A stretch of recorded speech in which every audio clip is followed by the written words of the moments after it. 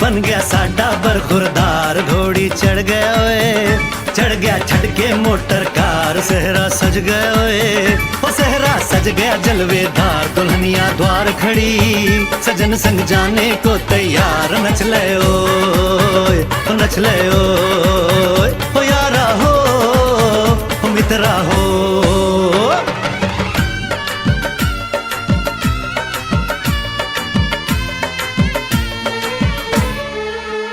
तेरे द्वारे पे आई बारात, ओ तेरे द्वारे पे आई बारात। प्रेम के मोती लुटा दे, नैन स्वागत में बिछा दे। प्रेम के मोती लुटा दे, नैन स्वागत में बिछा दे। हो जरा आदर के साथ तेरे द्वारे पे आई बारात। बारात तेरे द्वारे पे आई बारात।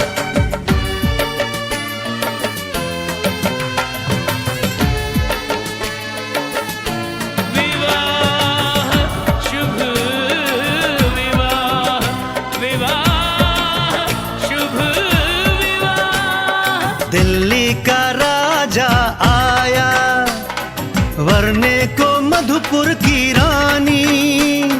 होने को है आज पूरी इनकी अधूरी कहानी। होने को है आज पूरी इनकी अधूरी कहानी।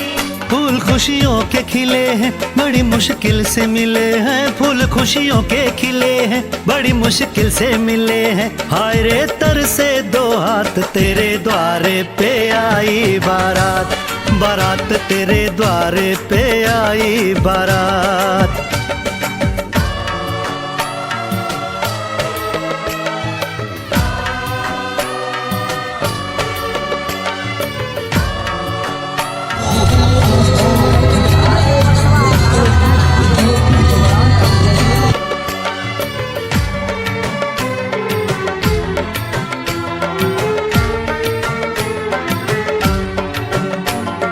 तेरी तरफ बढ़ रहे हैं नन्हे से पग बीते कल के।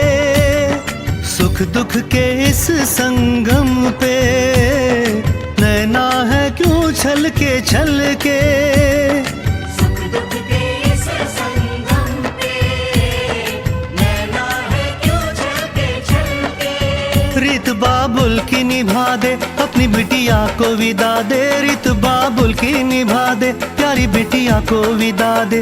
रे आशीषों के साथ लेके दुल्हन को लौटे बारात। बारात लेके दुल्हन को लौटे बारात। कृष्णकांत जी, बहू नहीं बेटी लेकर जा रहा हूं। हरिश्चंद्र जी, जिस दिन सारे बेटों के बाप आप जैसे हो जाएंगे, उस दिन बेटियां किसी बाप के लिए बोझ नहीं कहलाएंगी।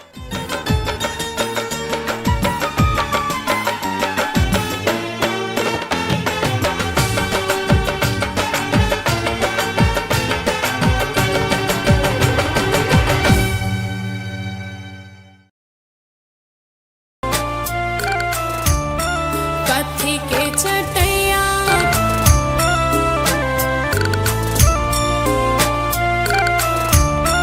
कथी के चटैया पापा हो बिछवले बारा। हमरो के बैठवले बाराना। कथी के चटैया पापा हो बिछवले बारा। हमरो के बैठवले बाराना। कथी के चटैया पापा हो बिछवले बारा।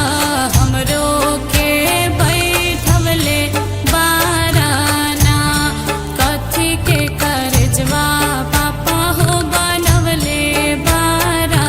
हमरो के बिसरवले बाराना। कथी के करजवा पापा हो बनवले बारा। हमरो के